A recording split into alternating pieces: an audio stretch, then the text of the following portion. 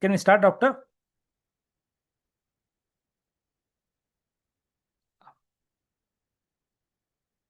Hello, Dr. Simran, can we start?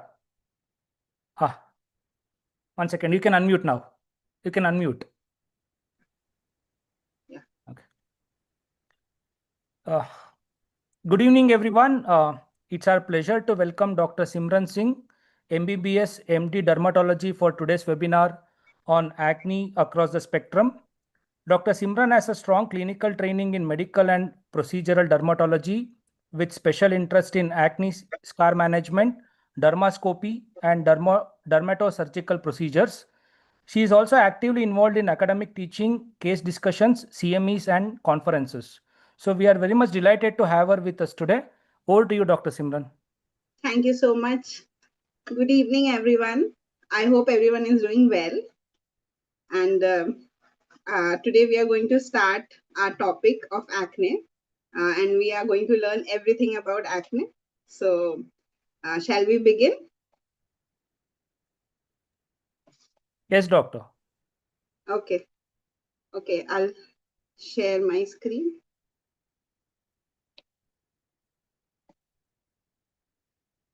Okay, my screen is already sharing, right? Yeah, yes, doctor. It's already shared. You can start the presentation. Yeah. Ah.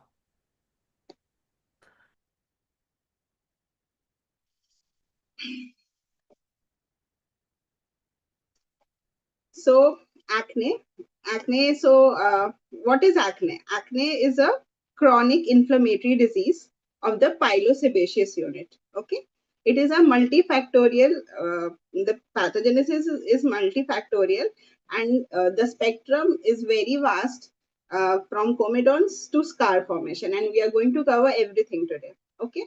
So it is very important that early intervention is very important. So acne is no longer considered merely a cosmetic problem. It is a chronic inflammatory disorder that can result in lifelong physical and psychological consequences. Okay, why acne matters?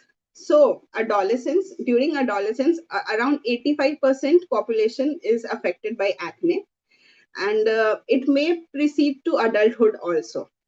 There is a very big psychosocial burden, and there are a lot of barriers which occurs when people suffer from acne. Like day to day in our OPDs, we see patients who are like very reluctant to go out, and there is social withdrawal, and patients are depressed and they are anxious because of their acne.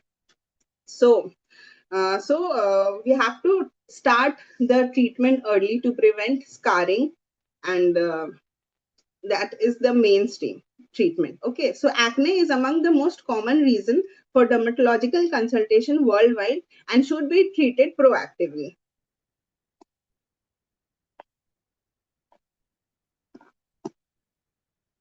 Okay, epidemiology, the peak age in girls for acne is 14 to 17 years, and for boys it is 16 to 19 years. Okay, but these days adult acne is getting very common. Increased prevalence of adult acne, and mainly in women. We see adult acne mostly in women rather than males. Okay, so what are the risk factors for acne vulgaris? First, there is a family history. If there is a family history, if in your father's side or in your mother's side there is a family history of acne, so there is a potential chance that you will also get acne rather than early, and it will occur in a early age. So if your parents got acne at the age of 20 or maybe 25, so you will get acne 2-3 years before. Okay, there is hormonal factor also, we are going to cover that vastly. There is dietary factor, stress, and cosmetics. So impact on quality of life.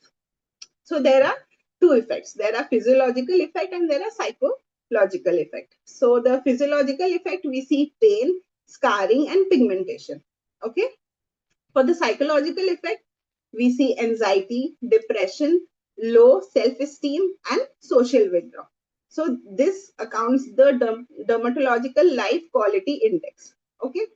So the severity of the quality of life does not matter on the number of lesions you have or the number of acne you have on your face or on your chest or on your back.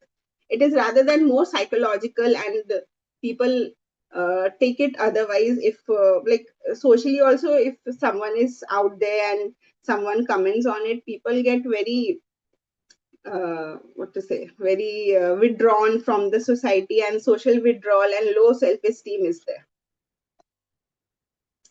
So, why early treatment is important? First of all, in what is acne? We studied it is an inflammatory disorder of the pilosebaceous unit.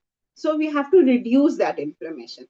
So, the first thing that we should do for the treatment of acne is reduction of the inflammation. Okay. So, if we start early, if we treat the patient early, the reduction of inflammation is there, and this will prevent the scarring also. And since we are starting the treatment early, there is post-inflammatory hyperpigmentation is also minimized. So what is post-inflammatory hyperpigmentation? When scar occurs, when inflammation occurs, it heals with scar and pigmentation. So this pigmentation, in dermatology, we say it post-inflammatory hyperpigmentation or PIH. Okay. And it also improves, early treatment also improves the quality of life. So every inflammatory lesion has the potential to scar. We have to remember that. So early treatment is very, very important. So now we are going to understand the pilosebaceous unit. This is very important to understand the acne pathogenesis and rest of the treatment. So in the this is the pilosebaceous unit. Here we can see the hair follicles, we can see the hair shaft, we can see the sebaceous gland and the erectile pili muscle. Okay. Acne originates within the pilosebaceous gland. So the sebaceous gland that we see here, the acne is originated here only, and then rest of the pathogenesis start. So the sebaceous gland biology. Sebaceous gland is an androgen sensitive structure. So it is very important that you learn this, that it is an androgen sensitive structure. Okay. And since puberty hits, the androgen secretion increase, and so does the sebaceous gland size, which leads to sebaceous gland hyperproliferation, and this leads to excess secretion of the sebum, and that leads to inflammation and proliferation of the Cutibacterium or Propionibacterium acne. Okay. So now we are going to study about the function of the sebaceous gland. So the function of the sebaceous gland is it produces sebum. We all know that sebum is produced by the sebaceous gland. Also, it maintains the skin barrier. Okay. And it maintains it has an antimicrobial property. Okay. Antimicrobial activity is also there. So we should know the composition of acne, composition of the sebum secreted in the sebaceous gland. It has triglycerides, it has wax ester, it has squalene and cholesterol. Now, please pay attention on this slide. This slide is very important because these are the 4 pillars of the pathogenesis of acne. So I have made this mnemonic called SHIP. So SHIP is the mnemonic for the pathogenesis of acne, where S stands for sebum. So there is an increased sebum production. Okay. Then there is H. H is hyperkeratinization. There is follicular hyperkeratinization. We will learn about it further in the later slides. So there is sebum, there is hyperkeratinization, there is inflammation, and there is proliferation of the Propionibacterium or the Cutibacterium. Okay, is that clear?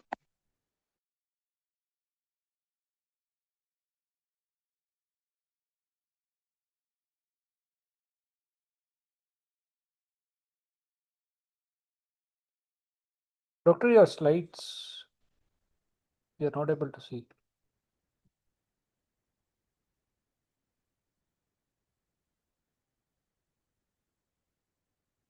Doctor?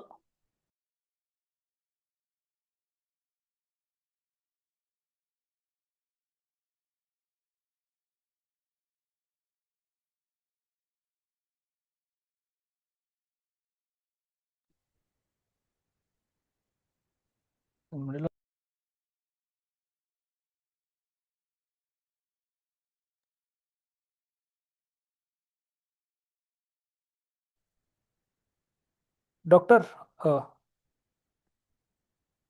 just a second.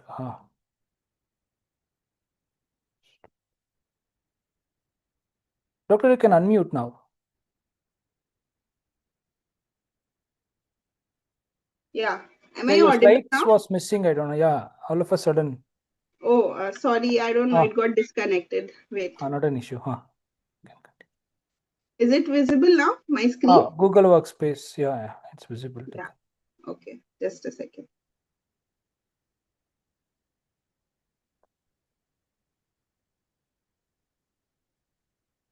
Is it visible? Yeah, it is visible, doctor. Okay, okay. Sorry, I don't know what happened. Maybe some internet issues. That's it, doctor. Yeah. So, wait. Is it with my? So, if I want to write anything or interact with the students, how can I do that? Through chat box, they can interact.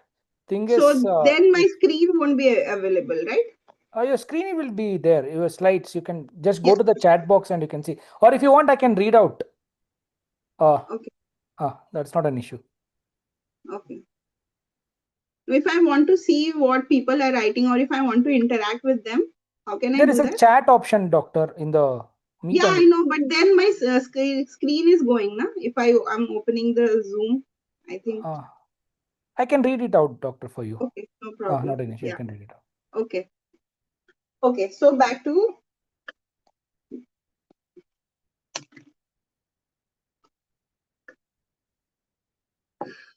sorry for the interruption. Okay, so we were learning about the 4 pillars of the pathogenesis of acne. So, what are the 4 pillars? We are learning it by the mnemonic SHIP. S is sebum. So, there is increased sebum production. My screen is visible, right? Hello? Am I audible? Hello? You're audible, doctor. You're audible. Okay, okay. Okay. So first is sebum. There is increased sebum production. There is hyperkeratinization. There is follicular hyperkeratinization. There is inflammation, and there is proliferation of the propionibacterium or the Cutibacterium. Okay. Now we are going to see a pathway of how the acne is formed. So acne begins with microcomedone formation. So these microcomedones are not visible with naked eyes, but it is the marker of the starting phase of acne. So see, the first image is the normal follicle. Then there is abnormal keratinocyte shedding. We can see there is shedding of the small cells here. So there is abnormal keratinocyte shedding. Then there is microcomedone formations. See, you can see there is a plug formation. There is a blockage in the pilosebaceous unit. Okay. So now this plugging or the microcomedones converts into closed comedones. Here we can see there's a bulge and it is closed. So we call it closed comedone. Now there is open comedones. Here we can see black debris here and it is black in color. But this doesn't mean there is dirt or any obstruction is there. It is, I'll tell you why this is black and this is white later on. Okay. And then there is inflammatory lesions. Okay. So I have a question for you guys. Can you tell me why the open comedones are black in color in the chat box? Can anyone write?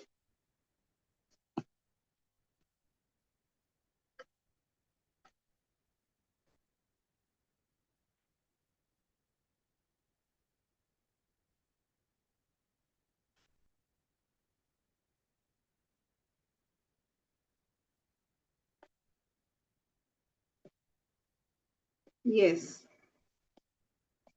Yes, there is oxidation. Oxidation of what?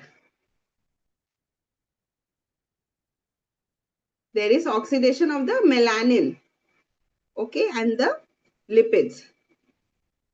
There is oxidation of the melanin and the lipids, due to which there is the color black appears. Okay. So this is very interesting. We are going to learn about this again in the future slides. So now comes the follicular hyperkeratinization.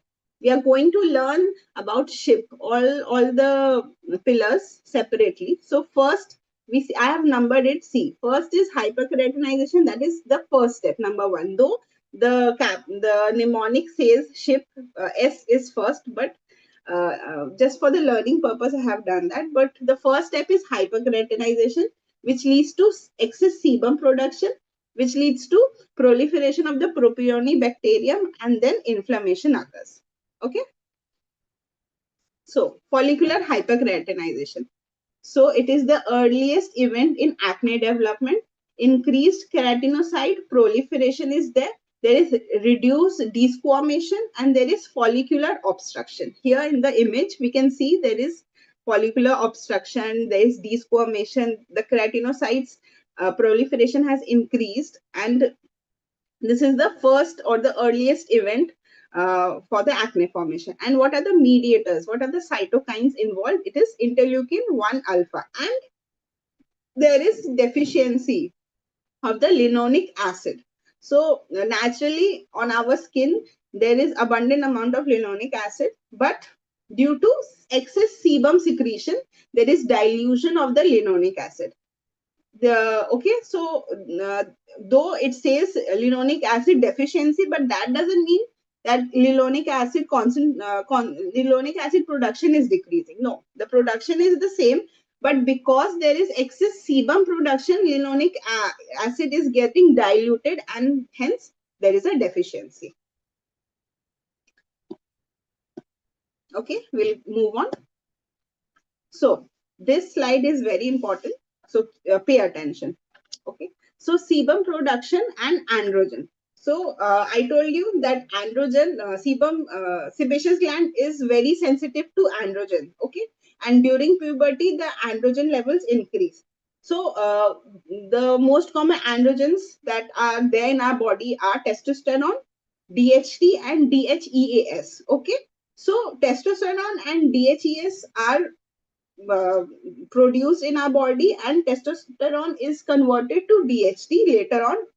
Okay, so here the sebum production is affected by these three hormones. Okay, so since during puberty the androgens are increasing, these hormones are these testosterone, DHT, and DHEAS are increasing, there is increased sebaceous gland size. Okay, sebaceous gland size is increasing, and since the sebaceous gland size is increasing, there is increased production of the sebum. Okay, and since there is increased production of sebum, and like I told you in the previous slide, the linoleic acid is getting diluted, due to which there is a deficiency.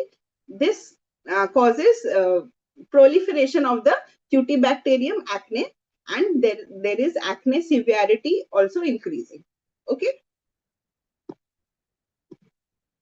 So role of the Cutibacterium. So before that, till 2016, the Cutibacterium was called Propionibacterium acne. In 2016, it got a new name, and now it is called Cutibacterium acne. Okay, so it is a gram-positive anaerobic bacilli. Okay, so see, we have to understand this slide properly. So lipase production. Okay, so lipase, there is lipase production, there is biofilm formation, there is porphyrin, and there is activation of the innate immunity. So lipase production, how does this happen? So the bacteria produces lipase, which breaks the triglycerides to free fatty acids and glycerol.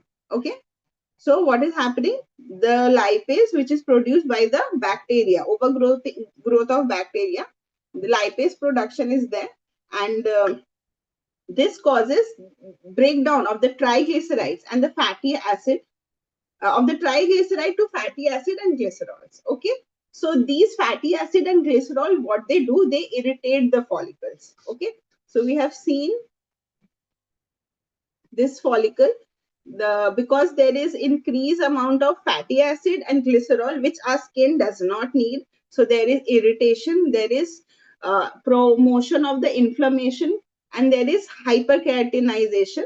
Okay, three things are happening because of lipase overproduction. Okay, let me go back to the slide. So lipase production. So because Cutibacterium is causing lipase production, what is happening? Again, I'm telling you, there is a breakdown of the triglycerides into free fatty acid and glycerol. So these free fatty acid and glycerol, what it does, it irritates the follicles, it promotes inflammation, and it increases keratinocyte proliferation. This is number one. Okay, this is understood. Now the second thing is biofilm formation. So biofilm formation, what after there is formation of the biofilm, the bacteria adheres to the biofilms, and this causes follicular plugging. Okay, there is obstruction and follicular plugging occurs, and this enhances the antibiotic resistance. Okay, so since biofilm formation occurs, there is enhancements of the antibiotic resistance, due to which the Cutibacterium gets a medium for proliferation, and there is excess proliferation, and thereafter we see acne formation. Okay, we see comedons, we see pustules, we see papules, and then there is nodules and cysts also. Okay, then there are porphyrins.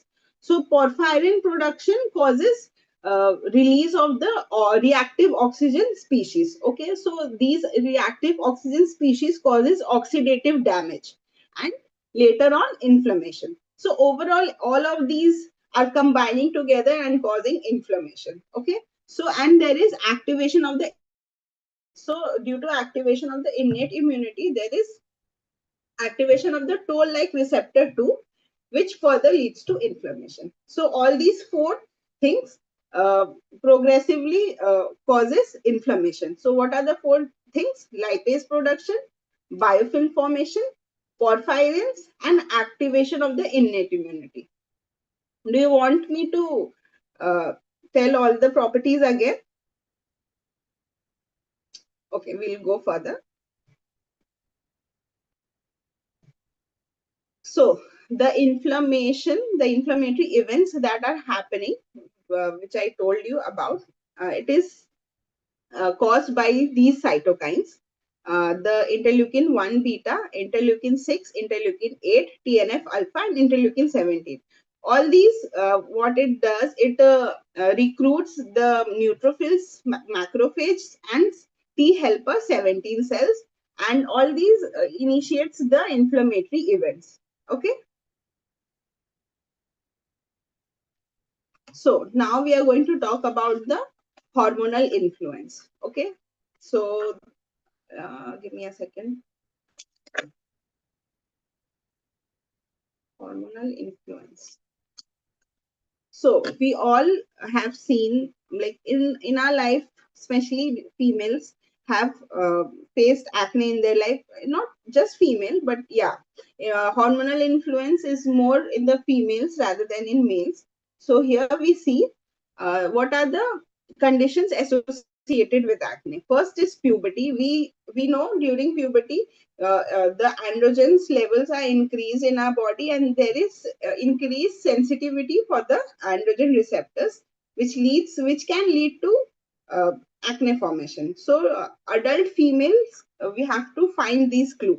If the adult female is in her puberty and there are irregular menses, there is hirsutism, that means excessive growth of hair, there is obesity, we can think of uh, hormonal influence acne. Okay, if there is PMOS, so sorry, I should have updated it. It is PMOS. Can you tell the full form of PMOS in the chat box? Polyendocrine metabolic ovarian syndrome. So I think there is this mistake. All the PCOS should be converted to PMOS. So please bear with that. So yeah, PMOS. So if the patient has PMOS, she will have irregular menses, she will have hirsutism, she will see obesity, and there can be androgenic alopecia also. That means hair loss. Okay. Then there is congenital adrenal hyperplasia. So congenital adrenal hyperplasia, we are going to learn about it deeply in the further slides. But in this, there is a hyperplasia of the adrenal gland, which is congenital. So there is hirsutism, there is obesity. Okay, and then there is hyperandrogenism. So I have already told androgen sensitive, acne is androgen sensitive. So hyperandrogenism, in hyperandrogenic patients, we will see obesity and there will be androgenic alopecia pattern. Okay. So the next slide, the genetic factors. So the genetic factors also plays a great role in the events. So two things to remember: familiar clustering and twin studies. So I told you, like, if your family has a history of acne, there are chances that the preceding offsprings will also have acne complaints in their life sometime or the other. And twin studies shows that monozygotic twins have higher possibility of having acne than dizygotic twins. Okay, so these are the hormones, gene polymorphisms. Okay, so first is TNF alpha gene polymorphism, which causes an increased inflammatory response. Okay, TNF alpha gene polymorphism causes increased inflammatory responses. Then there is interleukin 1. So interleukin 1 gene polymorphisms causes follicular hyperkeratinization, and there is inflammation also. And the CYP1A1 gene polymorphism causes the influence of the androgenic metabolism. Okay, there is influence in the androgenic metabolism. So because of the influence into the metabolism is slowed. There is increased androgens level in their body, and this also leads to inflammation and later on acne formation. So positive family history predicts severe acne and scarring. Okay, so we have come to an end of the first. So I have divided this lecture into five parts. So the first part is over. Now we move on to the second part. So in the second part, we are going to learn about the dietary factors, which are very important. So the nutritional influence on the sebaceous pathogenesis, I have divided into two parts. First, if you have a high glycemic index diet and you consume dairy regularly, this what it does, it upregulates and increases the systemic insulin growth like factor 1. Okay, and there is insulin signaling, and this causes hyperseboria, and there is lipid overproduction. Okay, so remember this. So in your day to day general practice also, if you see that if you are consuming high fatty rich food, rich carbohydrate food, there is eruption of acne or comedons on your face. And if many people are also very sensitive to milk. So I have written here skimmed milk. Why I have written skimmed milk and not just milk? Because the normal milk is high on fat, and people think that these high fat milk can also cause acne. But and the low fat or the skim milk do not cause acne. But that is not true. Any kind of milk can cause acne. Okay, so all the high glycemic index food and dairy product causes hyperseboria, and this leads to lipid overproduction.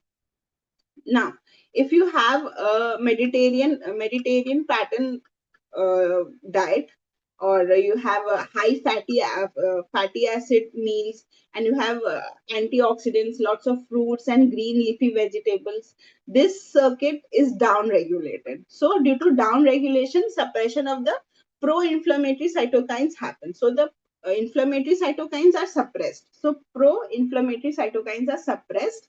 This leads to sebaceous hemostasis. Okay, now this is very important. Now we are going to learn about the brain skin axis and neuroendocrine triggers. Okay, so this whole scenario occurs when you are under stress. So when you are under stress, this pathway is triggered. And where is it triggered? It is triggered in the hypothalamus. Okay, so the activation occurs in the hypothalamus, and there is a hypothalamic pituitary adrenal axis activation. Okay, so during stress, the corticotropin releasing hormone is released, which causes cortisol level increase in the cortisol levels, and the cortisol primary circulating stress hormone drives the sebocyst proliferation. Okay, so what happens because of the signaling in this pathway, because of the activation of this pathway, there is release of the CRH hormone, which activates the hypothalamic pituitary adrenal axis. So what are the effects? There is increase in the sebocyst proliferation. So like when exam is coming, or you are sleep deprived, or you are anxious about something, or maybe there is some emotional stress, we see there is some breakouts coming on our face, some comedons formation, some pustules, some papules. This is triggered by this pathway. This is not the main mechanism, but it plays a big role. Okay, so there is increased sebocyst proliferation, there is lipogenesis, and there is increased sebum production, and all these causes inflammatory cytokine productions. Okay, so whenever you have an exam, you are sleep deprived, anxious, or if you are stressed, you will see some acne coming, and that can be due to this axis. Okay, now we are going to learn about substance P. What is substance P? It is a neurogenic mediator, and it is released only during stress, and this links the psychological stress with acne. Okay, so substance P is critical localized neuropeptide promoting both lipid synthesis and release of the pro-inflammatory cytokines. Okay. Okay, now we are going to learn about the biofilm. Okay, so the microbiome dysbiosis and biofilm formation. So during homeostasis, everything is fine, everything is moving perfectly. All the flora of the commensal bacteria which are already there on the skin, they are not harming us, they are just existing there. But if there is some dysbiosis, biofilm formation occurs. Okay, so biofilm formation, about the biofilm I have already told you. These biofilms causes helps the bacteria to get adhered. So here you can see the red lining on the pilosebaceous unit. These red linings are the biofilms. So what is happening is it is getting stuck there, and it helps the cutibacterium to adhere there, and there is resistance formation to the like antibiotic resistance occur, and there is follicular plugging. So due to this, there is congestion, there is oxidative stress, and this leads to acne formation. There is the four pillars that I talked about.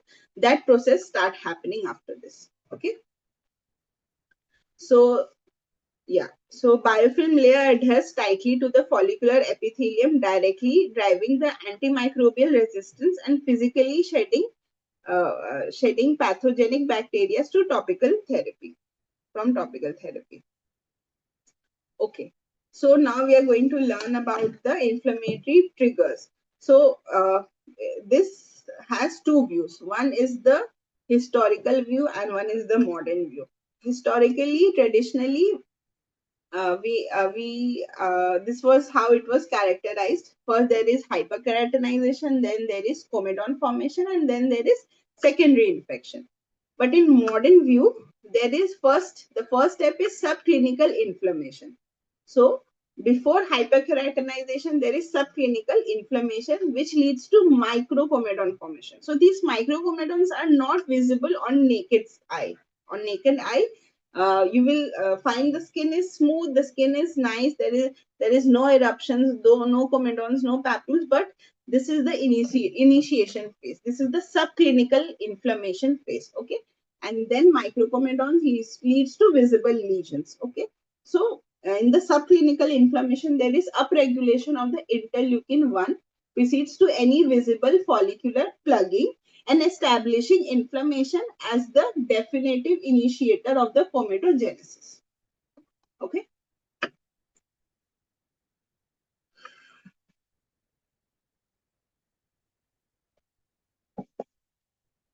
So now we are integrating everything that we studied.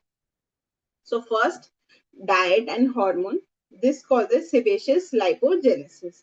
Then there is the brain-skin axis, the neuroendocrine axis, which is triggered by stress, and there is cytokine release. All these causes subclinical inflammation. Okay, so the subclinical inflammation will cause the formation of the microcomedons, and these microcomedons will lead to follicular plugging.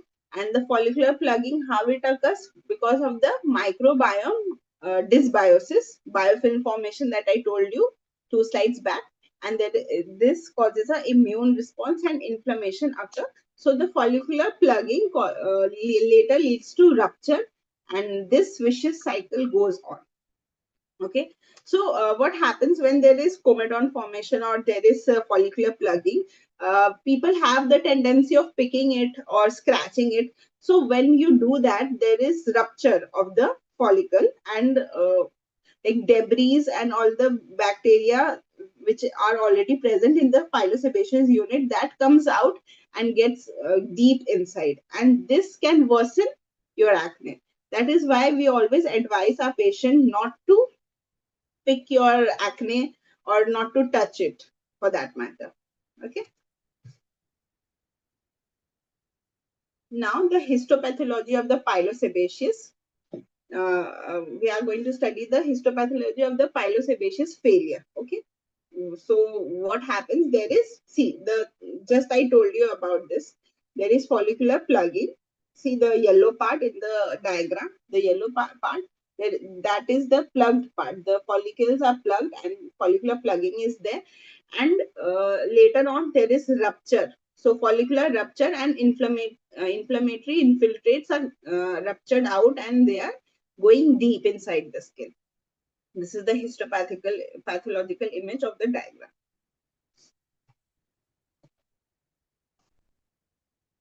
Can we move ahead? Okay. So the primary lesion spectrum. Now we are going to learn about the primary lesion spectrum. So first, I have told you about the comedons. There are two types: white heads and black heads. That is closed comedons and open comedons. Then papules are there. So what are papules? Papules are red, bumpy structures that are visible on the skin. It is sterile. There is no pus formation. Okay. Then there is pustule. So in pustule, there is sterile or non-sterile pus formation. Okay. There is it is pus filled and can be yellow in color. Then there is nodule, and then there is cyst formation. This is the all the primary lesions that you see in acne.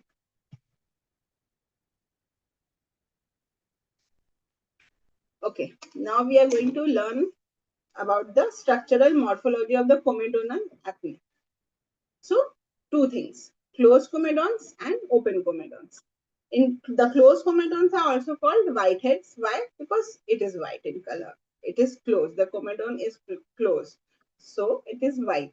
And in normal terms, we call it whiteheads. The open comedons or the blackheads. Here we can see there are black dots visible mostly around your nose, around your cheek. So the dark coloration is the result of the oxidation of the melanin and the lipids. Okay, entirely unrelated to dirt or poor hygiene. People have this misconception that dirt is getting collected on your face and this results to the black color formation on your face. No, it is not dirt. not poor hygiene. It is basically melanin which is coming in contact with the environment and oxidation happens, and this leads to black formation, black color formation. Okay. So now we are going to learn about papules and pustules. So this closed comedons, open comedons are done. Next, we are going to learn about papules and pustules. So what are papules? So what happens is macrophages and lymphocytes accumulates and drive deep erythema and edema. I told you these are red bumpy structures on your face. So papules are these. And pustules, in pustules what happens? There is aggressive concentration of the neutrophils migrating to the ruptured site, presenting as purulent surface material. Okay, so this gives the yellow, purulent yellow color to it. Now we are going to learn about the nodules and the cyst. So nodule and cyst, what happens? There is collagen matrix degradation. The degradation is done by nodules and by the cyst.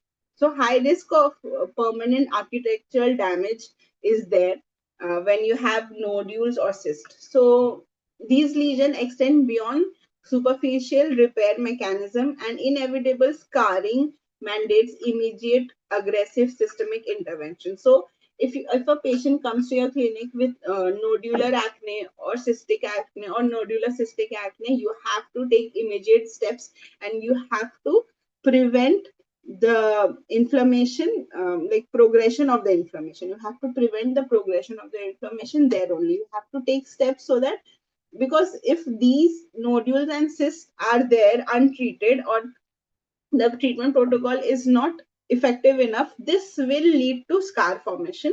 And then treating the scar is very difficult because you need multiple modalities and you have to uh, like combine many therapies together, and still there, like you do not see 100% results. So it is very important to prevent the scar formation. So yeah, so before when you're treating the acne, you have to simultaneously think about how to prevent the acne as well, how to prevent the scarring as well. Okay, so now this is the pyramid. Bottom we see comedones, which are non-inflammatory, then papules and pustule, which are superficial inflammatory dominance. Then there is nodulocystic formation. These are deep architectural involvement, and there is acne fulminans. So acne fulminans is a red flag. If you see acne fulminans, there is abrupt, explosive onset of highly destructive ulcerating lesions. Okay, so it will be accompanied with fever and malaise as well. So this is an dermatological emergency, and you need to follow a protocol and treat the patient immediately. This is a red flag. You have to consider immediate treatment when a patient's come with you with acne fulminans. Okay, so now we standardize the grading system. This is the grading system for acne. So normally, as you can see, for mild, there are less than 20 comedons, less than 15 inflammatory lesions. So total lesion count should be less than 30. For moderate, 20 to 100 comedons, 15 to 50 inflammatory lesions. So total lesion count comes to 30 to 125. For the severe criteria, more than 5 nodules, total inflammatory count should be more than 50, and total lesion count should be more than 125. Okay. For severe acne, for very severe acne, it is characterized by confluent nodulocystic masses, bridging scars, and active deep draining channels. So these numbering, we in our normal day to day practice, we do not sit in front of the patient and count individually how many scars are there. These numbering are mostly for research purposes, but for our day to day time, for our day to day practice, we usually see the image, see the patient, profile, and we decide to which criteria should, like, the patient should be divided in which criteria according to the visuals. Okay, not, we are not going to go ahead and sit and count all the nodules and all the comedons and all the papules. Okay.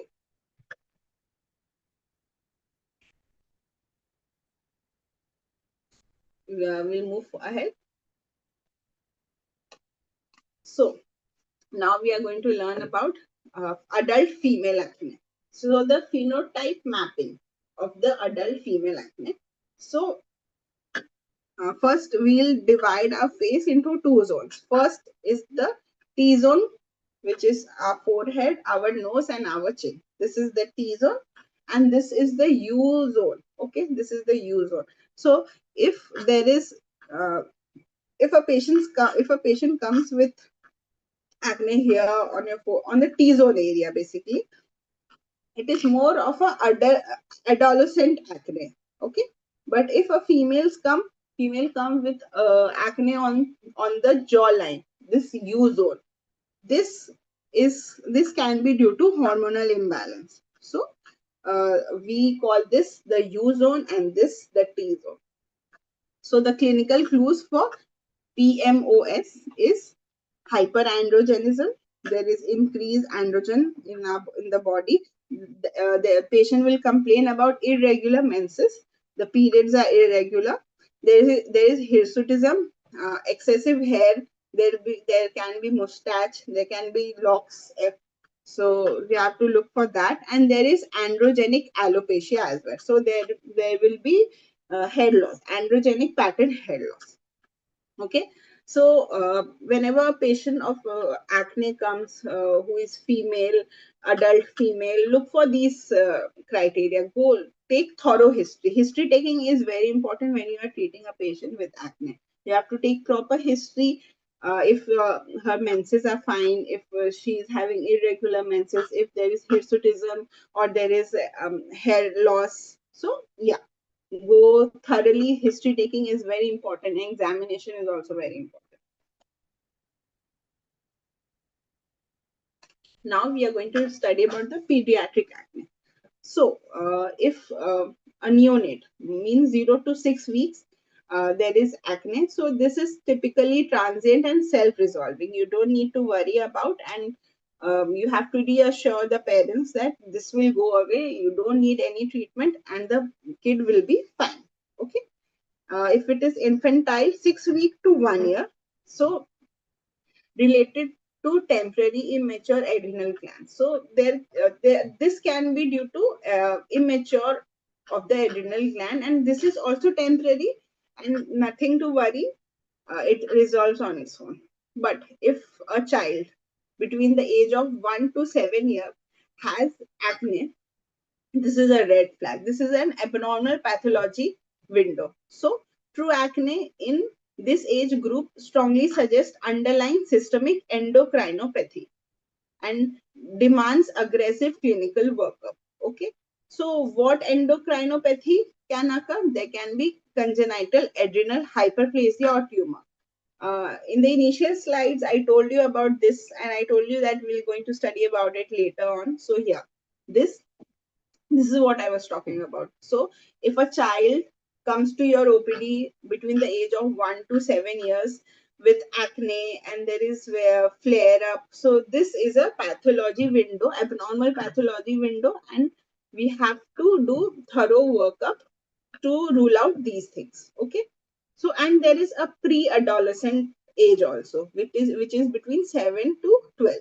So if children come between this age and they have acne, so this is also normal. You don't need to worry. You can start the treatment. This is also normal. Okay. Now we are going to study about truncal presentation.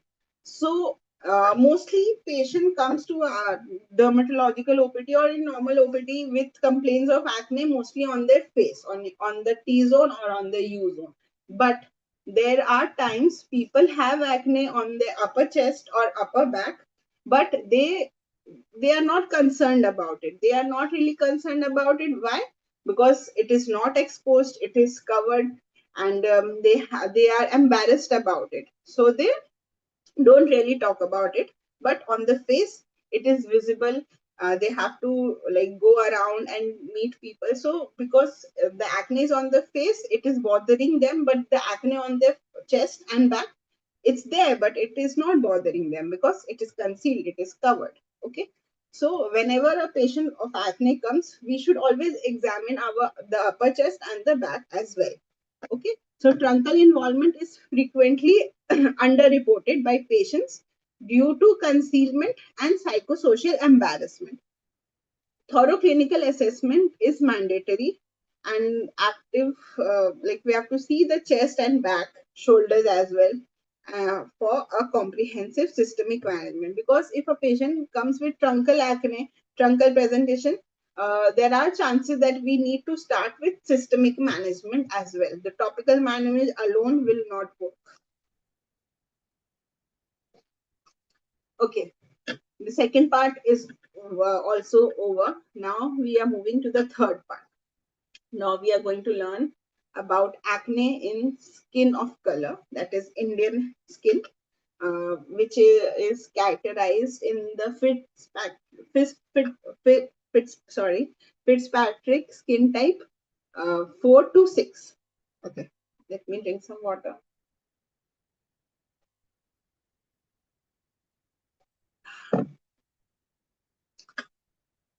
Yeah.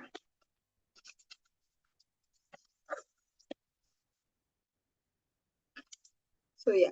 So now we are going to learn about acne in skin of color. So first of all, we have to understand this, that us Indians have different skin color combination than the other country people. Okay, so we Indians are very at a high risk of pigmentation. So what is pigmentation? I told you about post-inflammatory hyperpigmentation. There is a very high risk of Indians, us, to have to develop post-inflammatory hyperpigmentation, and this is not just by acne. Post-inflammatory hyperpigmentation can occur by a lot of different things, but acne is one of the leading cause. So high risk of post-inflammatory hyperpigmentation, increased propensity for hypertrophic scarring and keloid formation. So these three things are very important and we need to understand these things. First is, we Indians have high risk of post-inflammatory hyperpigmentation. There is high risk of hypertrophic scar formation, and there is keloid formation also. Okay, so we have to treat accordingly. So the treatment consideration: absolute necessity for gentle non-irritating skincare regimen, extreme urgency for early intervention to halt the inflammatory cascade before pigmentation sets in. I told you before also that when you are treating the acne, when you are treating a patient with acne, you have to treat in such a way that the inflammation is halt. It has to stop when, if a patient comes to you with flared acne, you have to start the treatment so that whatever the position it is, it halts there. It is paused there, and then you have to slowly, gradually decrease the inflammation and pigmentation also. So we have to make sure that there is minimum inflammation and pigmentation. Okay, for the patient with skin of color, pigmentation concerns often outweighs the active acne itself. Both treat both simultaneously. So yeah, in our day-to-day OPD also, people come with people like what happens is when a person has acne, ठीक है acne आते रहता है, तो फिर acne के लिए they are not very much concerned, but after acne is healed there are pigmentation, so people are more concerned about the pigmentation rather than just the acne. So yeah, this is also seen in our day-to-day OPD. Okay, now we are going to learn about the differential diagnosis of acne vulgaris or the acneiform eruptions. Okay, so number one is acne vulgaris. We are studying about that. So what is the pathognomic feature for acne vulgaris? It is presence of comedons. You won't see comedons in uh, other related diseases. Okay, so the primary lesions are open comedons, closed comedons, papule, pustules, nodules, and cyst. Okay, and typically it is seen in the adolescent age group and in adults as well. Second is rosacea. So in rosacea, there will be absence of comedons, but there will be erythema, background of erythema and telangiectasia. Okay, what is telangiectasia? It is small blood capillaries vessels which are very prominent on the skin surface, and it is easily visible by the naked eyes. Okay, the primary lesions are papules, pustules, and a lot of flushing. A lot of redness and flushing will be seen in rosacea. That is why the name rosacea comes. Rose, red, flushing, erythema. Okay, and it is seen typically between the age group of 30 or more, and more prominent in lighter skin type. Okay, then comes folliculitis. The sudden onset is there. There is pruritus, and often hair shafts are involved. Okay, so monomorphic pustules and erythematous papules are seen.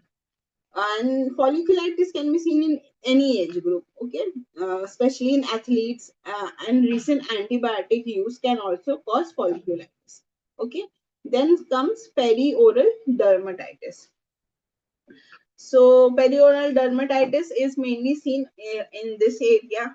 The vermilion border is paired, but there is localized distribution. There is micropapules, microvesicles, and scaling. So it is seen in young adult women, and there can be history of topical steroid use.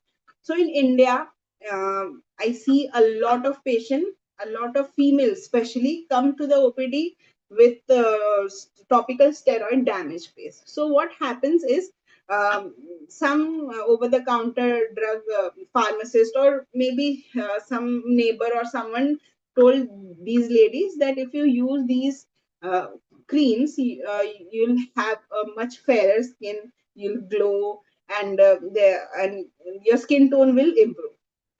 And they go to the pharmacist and they get these um, creams, but these creams, they are unaware that these creams are steroids, and they continuously apply these steroids day and night for several months, and then the skin barrier is damaged, and then they come to the OPD with complaints of itching, pruritus is there, there is redness, there is discomfort, there is acne formation, and these steroid damage phase are very difficult to treat. Not very difficult, but the treatment is like prolonged. The treatment is very prolonged. You have to counsel the patient nicely and make her understand that this is not going to heal overnight. You have to, since you have applied it for 2 to 3 months, you have to again be patient for 2 to 3 months for it to heal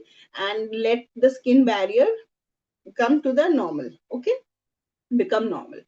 So yeah, steroid damage phase is also very common in India.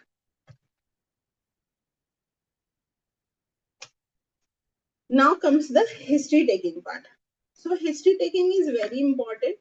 First, we have to understand, I have divided into 3 levels. For level 1 is core baseline history, where you have to ask the onset of acne, the duration of acne, the current severity. You have to check what is the current severity, and you have to talk about the previous treatment. You have to take history of previous treatment, and patient will not sometimes patient will not tell you proper history. They won't give you the past history properly, but you have to ask them and make them tell you, because there are times that people start acne treatment and abruptly they will stop because they think the acne has been treated. There are no scars, there are no acne, there are no comedones, no papules. Why should I continue the treatment? And they automatically stops the treatment by themselves and they don't go to the doctor.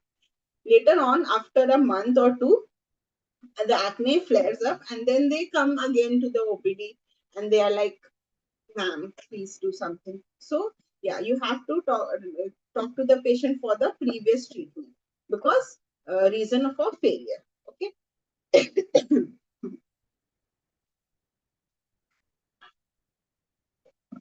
So level 2 is the aggravating factor. You have to take a uh, dietary history. You have to like talk to the patient and ask what is the dietary history of the patient. Does he or she take heavy, uh, high carbohydrate rich food? Is it high the food that he is consuming, is it high glycemic index, or is there overconsumption of dairy?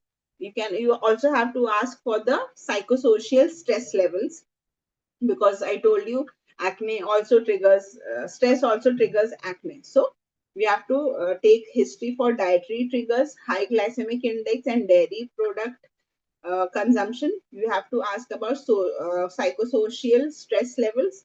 We have to talk about cosmetic and hair products. Okay. So pomade acne is something that occurs after using hair products. So when you are using hair products, the wax and all the leftover debris comes to the forehead part, and that irritates the skin of the forehead, and there are monomorphic acne eruptions. So that can also lead to formation of acne. And family history, of course, we have to ask about the family history.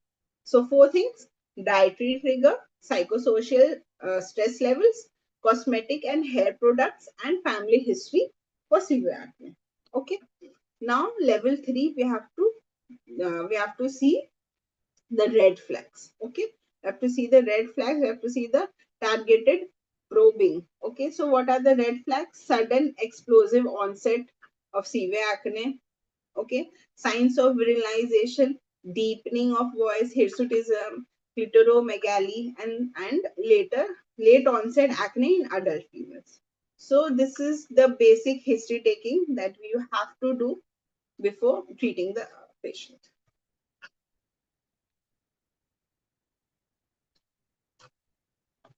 So clinical examination, like I told you, first we have to see the lesion. We have to identify the lesion morphology, identify the exact lesion type. Is it comedons, or is it papules? Is it pustules? Is it nodule or cyst? Okay. Then we have to see the distribution pattern. See the U zone and the T zone. U zone is for hormones, T zone is for adolescent. Okay.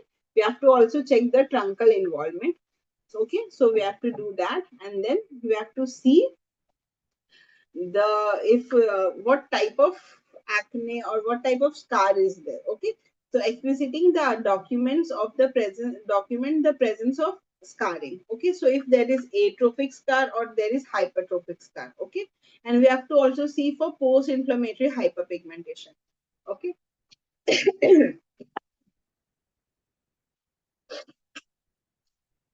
So hormonal evaluation. So generally in acne, we don't do hormonal evaluation unless and until we are suspecting any hormonal imbalance or there is PMOS history. Okay. So first indication to test what are, if the patient comes with history of resistant acne, meaning the patient has gone under treatment many times but there is no relief. So that is resistant acne. There is sudden severe onset of acne. There is irregular menses, and there are signs of hyperandrogenism. These are the indication when we have to do the testing or investigations need to be done. So what are the investigation? We have to look for total and free testosterone. We have to look for DHEAS. We have to look for LH and FSH ratio, and we have to do a pelvic ultrasound to rule out PMOS. Okay. So there are three criteria out of which two needs to be fulfilled for PMOS. What are these? Clinical or biological hyperandrogenism, there is acne, there is hirsutism, and elevated lab profile. Okay. there is irregular menses, there is oligo ovulation or anovulation, and there is polycystic ovaries on the in the ultrasound. So we have to look for these, and out of these three criteria, two needs to be fulfilled.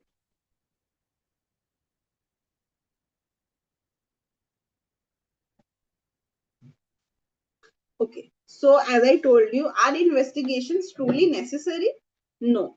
For standard presentation, like for 95% patients, we don't really need to do any investigation. We can start the treatment immediately. So most acne presentation requires absolutely no lab investigations. The standard presentation, clinically, we can diagnose it and we can start the treatment. But for special cases, we have, if we are suspecting PMOS or there is late onset, late onset female acne, there are signs of hyperandrogenism or severe therapy resistance or nodular cystic acne. So in those cases, we have to run some tests. Okay. So acne is fundamentally a clinical diagnosis. Do not delay the empiric treatment while awaiting unnecessary lab results. Okay. So now, in the initial slides, I told you about the four pillars, pathogenesis pillars. Now we are going to, those are the goals for the treatment therapy as well. So what was that? There was hyperkeratinization, follicular hyperkeratinization, there was sebum overproduction, there was Cutibacterium proliferation, and there was inflammatory cascade. So the goal is to target all these four pathogenic factors and treat them. Okay, so goal one, pathogenic, what we have to do. Okay, goal one is pathogenic reduction. So systematically dismantle the four factors using the targeted therapeutic agents.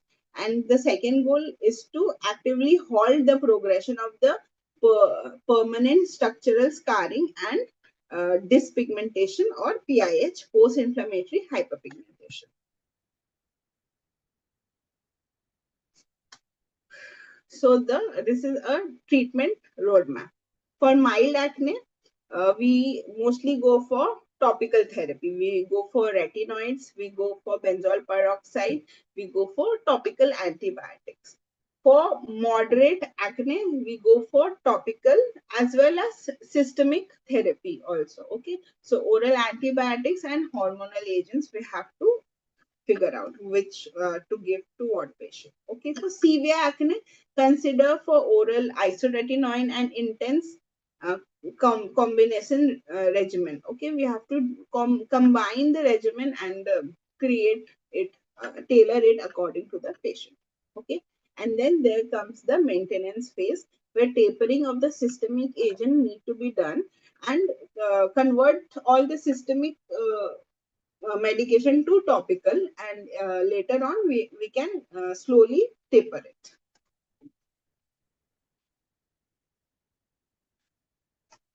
So now patient counseling is very important because there you will see a lot of patients who are going to come to your OPD who are not adherent, who are not compliant to the treatment, and they will switch doctors. They will do doctor shopping. First, they will go to one doctor. They will see. They will eat. They will take the medication for one week, 15 days. They'll see. Oh, there's no result, or maybe there is a flare. So they will go to another doctor, and then so on. That goes on. They'll do doctor shopping. So you have the counseling part is very important in dermatology. You have to counsel the patient that any skin disorder needs time to heal, and if you are not patient enough, if you're not adherent enough, you are not really going to see any results. Okay, so when you start the result, when you start the treatment, you have to make the patient understand that during the first 1 to 3 weeks there can be potential purging or irritation. What is purging? That means patient can see excess amount of acne formation, excess amount of pustules, papules or no comedons coming, which was normally not there. But after the initiation of the medications, there is a flare. So make the patient understand that this is completely normal and this can happen and you don't need to worry about it. Okay, so first 1 to 3 weeks purging can occur. Then 4 to 5th week, there is microcomedonal clearing. Now you will see that there is comedonal cleaning. Okay, cleaning is there. Then in the 6 to 8 week, there will be visible improvement. Okay, so what are the do's and don'ts that you have to understand the patient? So first is apply a pea size amount to the entire face. Okay. Second is use a non-comedogenic moisturizer, and you have to make the patient understand the importance of photo protection, the importance of sun protection. See, in acne, after once the acne heals, it heals with hyperpigmentation. We have understood that. So these hyperpigmentation is very sensitive to sunlight. So if the patient has pigmentation and he or she is going in the sun without applying any sunscreen or any physical protection, no umbrella, no covering of face, straight away they are going to the sun without applying any sunscreen, what happens is those pigmented areas are very prone to more pigmentation, and after the sun is exposed to these patches, these pigmented patches, these patches can get worsened, more pigmentation can occur, and then it will be very difficult for those pigmented patches to go. So after acne, generally when we have acne, you'll see a pattern that those pigmentation do not go till, like, it's there for 2 months, 3 months, 4 months, and you are pissed off, you want to get rid of it, but you don't know what to do because it's there, it is not going. You have tried each and everything, but it is not going, and that is where you are wrong. You cannot experiment here. You have to be adherent to one treatment. Okay, so you have to make sure that you understand that to the patient. So what avoidance, what we should avoid, what are the don'ts? First is spot treating only active lesions. So you have to make the patient understand that few things cannot be spot treated. Okay, you have to apply it on the entire face. Okay, harsh mechanical scrubbing won't work. Okay, you have to understand the patient that those physical apricot scrubs which are available in the market, that won't do any benefit. In fact, it will harm your skin barrier, and that will lead to more acne formation. So because the skin barrier is very sensitive at that time, the skin barrier is not working properly, you have to make the patient understand that any uh, harsh scrubbing should not be done, it should be avoided. Okay, and the third thing is picking or uh, uh, uh, trying to remove the lesion with your fingers, that should also be avoided completely. Okay, these will lead to pigmentation and later on scar formation. Okay, so treatment failure in acne is one of the most adherence failure is the most often adherence failure. Set an 8 weeks expectation on day one. So when the patient comes on day one, tell the patient that you need to adhere to my treatment for 8 weeks at least to see results. Okay. So topical therapy overview. We are going to see the overview of the topical therapy. So first, retinoids, benzoyl peroxide, topical antibiotic, and azelaic acid. These are the four topical therapy which are widely used for acne treatment, and they work like magic. But you have to be consistent. Okay, you cannot be you cannot expect magic. Okay, so monotherapy. So one more thing, monotherapy, we should never treat acne with monotherapy. Monotherapy is rarely used here. Okay, so what is more preferred is combination therapy. So combination therapy targets multiple pathogenic pathways simultaneously and maximizes the efficacy and minimizes the resistance. Okay, so this is important. We have to do combination, go for combination therapy when it comes to acne, because there are 4 pillars, there are 4 different pathogenesis. So all the 4 pathogenesis need to be dealt, so that there is no trigger. The acne is not triggered. The inflammation does not occur. Okay. Next is topical retinoids. This is the foundation of care. It is a very important molecule. So, what is the action of mechanism of action of retinoids? It is a powerful comedolytic action. Okay, it has a powerful comedolytic action. So, what it does, it expels the existing microcomedons. See the arrow. It works on the microcomedones which are not visibly visible on the by the naked eyes. Okay, so next what it does, it normalizes the follicular desquamation. Okay, so which will prevent any further new microcomedon formation. Okay, there is inhibition, and it inhibits and down regulates the inflammatory pathway also. So these are the things. So the major agents for topical retinoids are adapalene, tretinoin, tazarotene, and triferrotene. Okay, triferrotene is the 4th generation retinoid. Okay, so topical retinoids are the absolute first line foundation for acne therapy. They are essential for both the acute clearing phase and long term maintenance phase. Okay, now we are going to compare all the 4 molecules.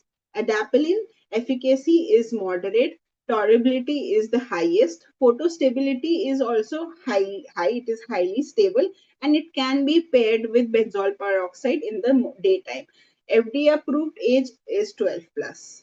Okay, then then the next molecule is retinoids.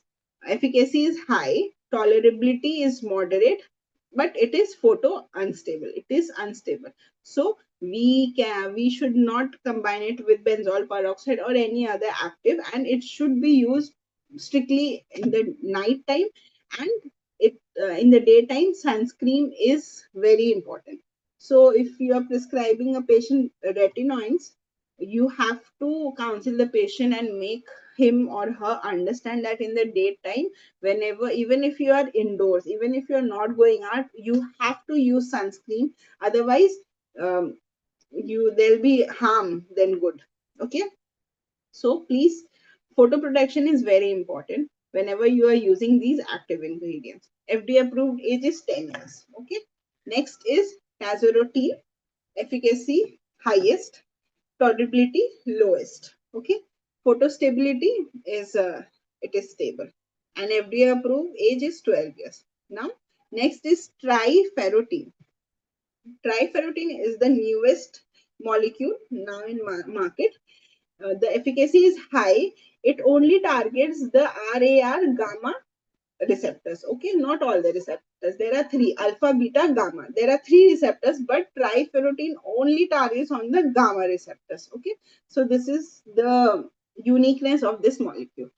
The tolerability is moderate to high, and the photostability, it is stable. Okay, and it is used for facial and truncal acne, and the FDA approved age is 9 years.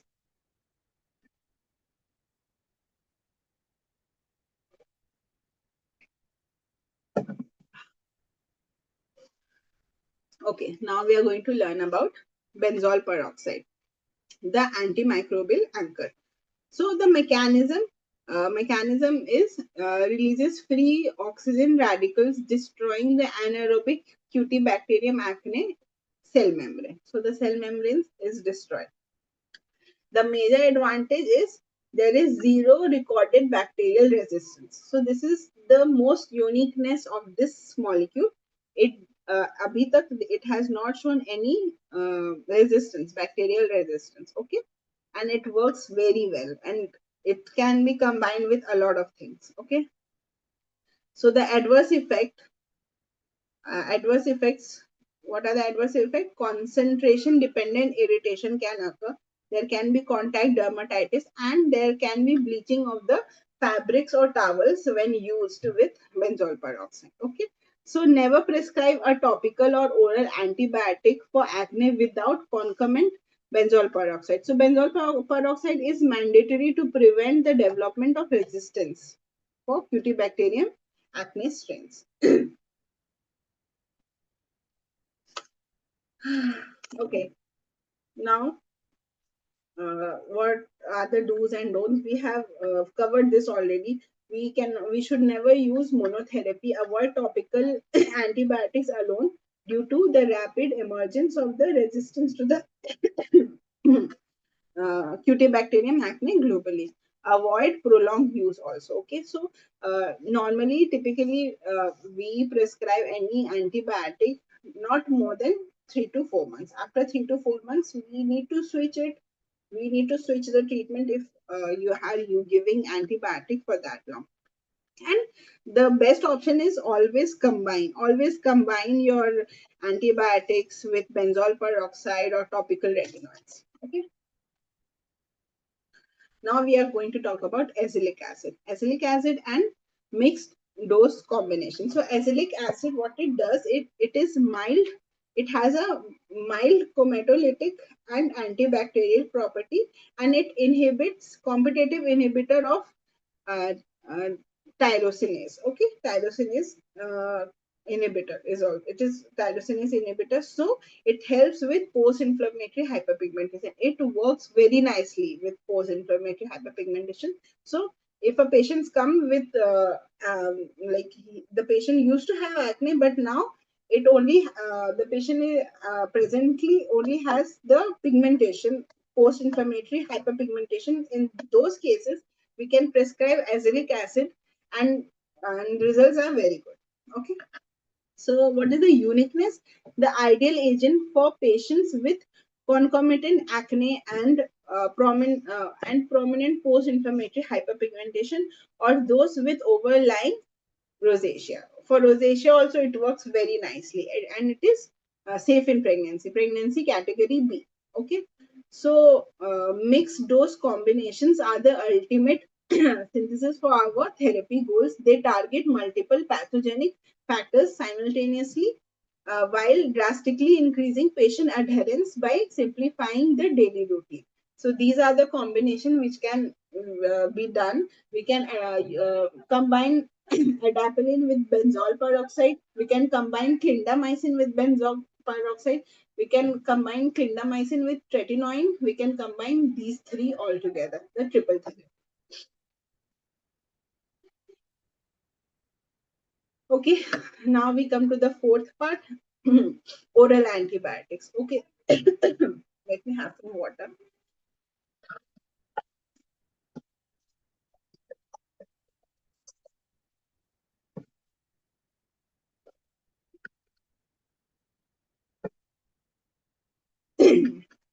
So, what are the indication for oral antibiotics? If a patient comes to you with moderate to severe acne, we should offer oral antibiotic. If there is truncal acne on the upper chest and back, we should go for oral antibiotics. Or if there is resistance or failure of the topical regimen. Okay. So what are the preferred agent? It is doxycycline, minocycline, and sarecycline. So sarecycline is a narrow spectrum and comparatively newer drug in the market. Okay. So the key principle of, I have told you before, we have to the uh, limit limit the duration to 3 to 4 months. Okay.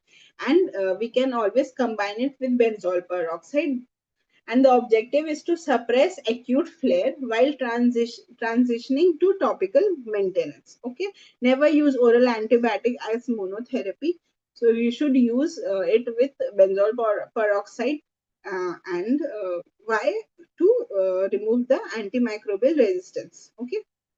So this is an algorithm. Step one, start with oral antibiotics with topical benzoyl peroxide or retinoids. Then assess it after 12 weeks. If the acne is clear, we can discontinue the oral antibiotic and continue with the topical agents. Sorry. And the second path, if there is no improvement, then we can consider for isotretinoin. Okay, now we'll compare all the three drugs: doxycycline, monocycline, and sarecycline. Doxycycline dosing is 50 to 100 mg once or twice weekly. Minocycline 50 to 100 mg once or twice daily. Sarecycline, it is weight based, so 1.5 mg per kg per day. Spectrum, broad spectrum, it is a narrow spectrum. Okay. Photosensitivity, doxycycline has high photosensitivity. That is why we have to tell the patient for strict photoprotection. Okay. For minocycline, the photosensitivity is low to moderate, and for sarecycline, it is low. Okay. So resistance risk is moderate risk, but this has low risk. Why? Because of the narrow spectrum. Okay. What are the unique features? Doxycycline has GI, can upset the GI, so we should take plenty of water when taking doxycycline. Minocycline can induce vertigo or drug induce lupus or pigmentation, while sarecycline reduce gut microbiome disruption. Okay, now we are going to talk about isotretinoin. What are the indications? Severe nodular cystic acne, acne resulting in physical scarring. There is refractory acne, rapidly relapsing acne, or there is severe psychological distress. Again, isotretinoin is going to work on all the four pillars that we have talked about. What it does is it alters the follicular microenvironment, indirectly starving and reducing the flora, thereby reducing the proliferation of the Cutibacterium acne. For inflammation, it downregulates the inflammatory cytokine cascade. For hyperkeratinization, it normalizes the follicular desquamation, and there is a reduction in the sebaceous gland size and outcome of the sebum as well.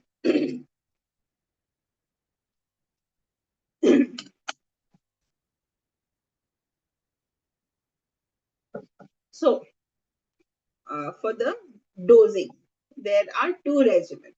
One is the conventional dosing and one is the low dose regimen. In the conventional dosing, the starting dose is usually from 0.5 mg per kg per day, and we target to take it up to 1 mg per kg per day. And the cumulative goal is to maintain about 120 to 150 mg per day.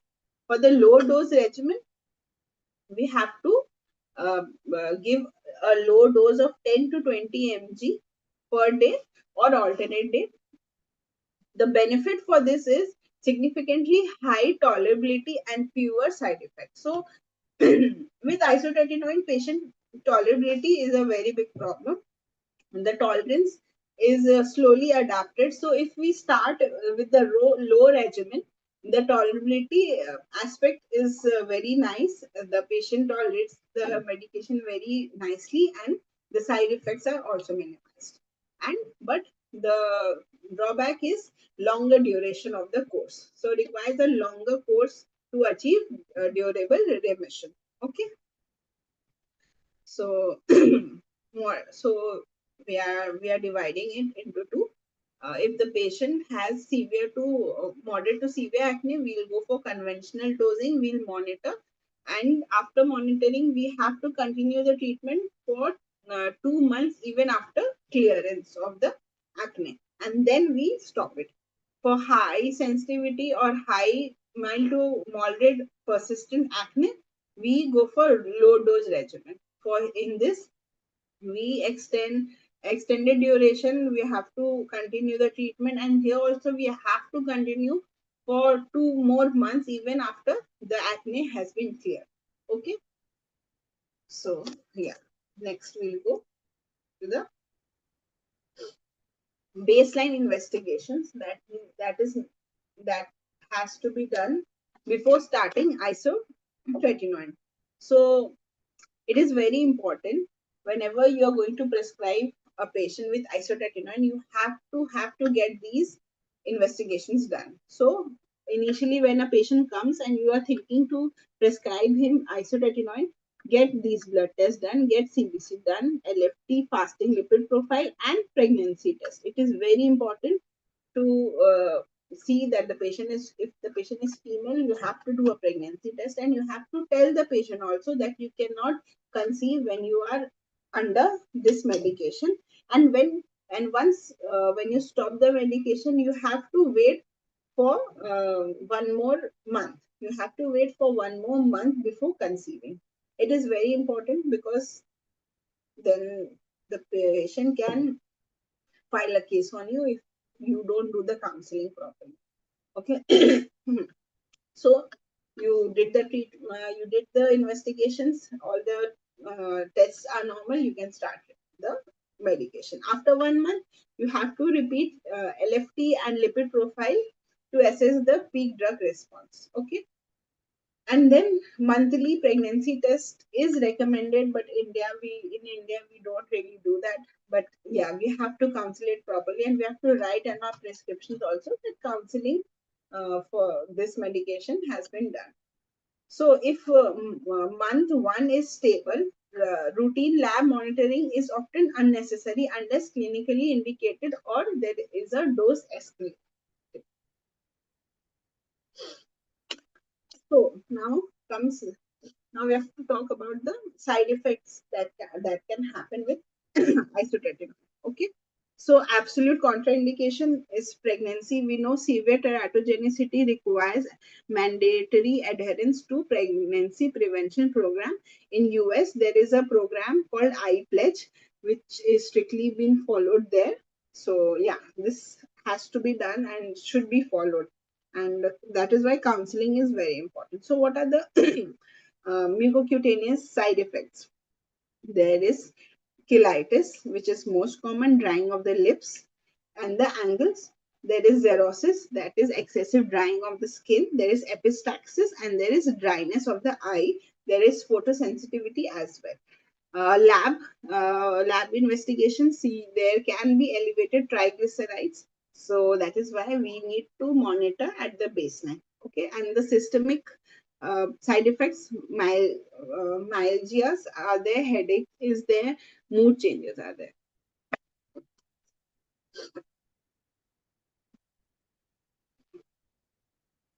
Now now we are going to see the androgen pathway in diagram and how things are working.